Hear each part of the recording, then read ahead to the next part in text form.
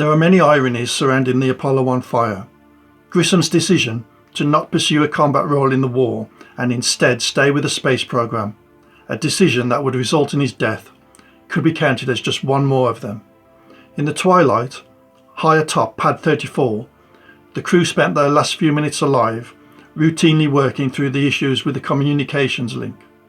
Suddenly, at 6:31 p.m. Eastern Standard Time, the countdown test turned deadly when a cry was heard from the spacecraft.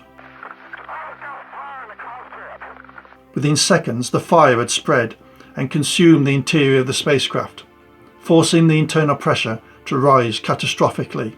This caused the spacecraft hull to split, letting out all of the oxygen inside, which resulted in the environment being filled with toxic fumes.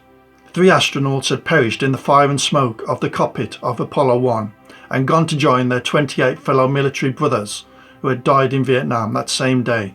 As shocking as the loss of this crew would be, by now families all over America were all too used to the deaths of men in the service of their country.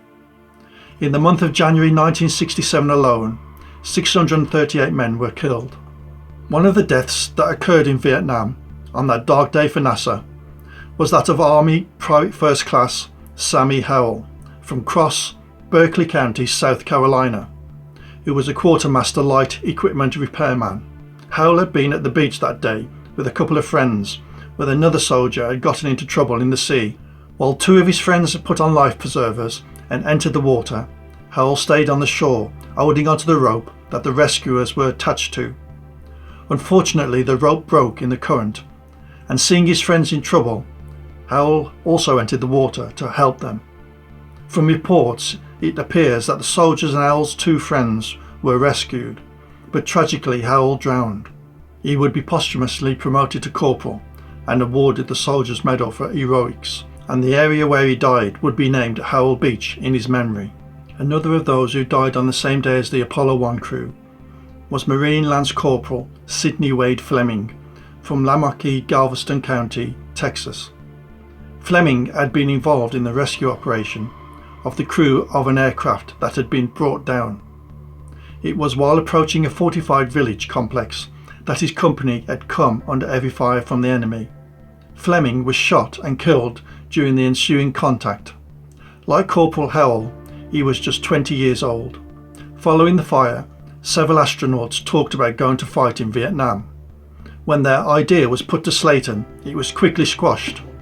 In his book, Last Man on the Moon, Cernan wrote that Slayton told him, "You can go, but I won't guarantee a job when you come back."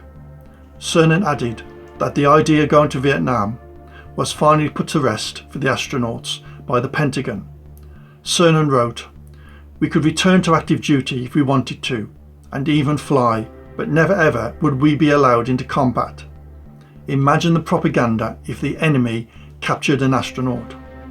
Cernan quite honestly notes in his book that talking about going to the war when they knew they had little chance of doing so was more of a conscience easing exercise, and in reality they knew they were better off staying at home. In retrospect, if Cernan had gone to Vietnam, his astronaut career could have been over.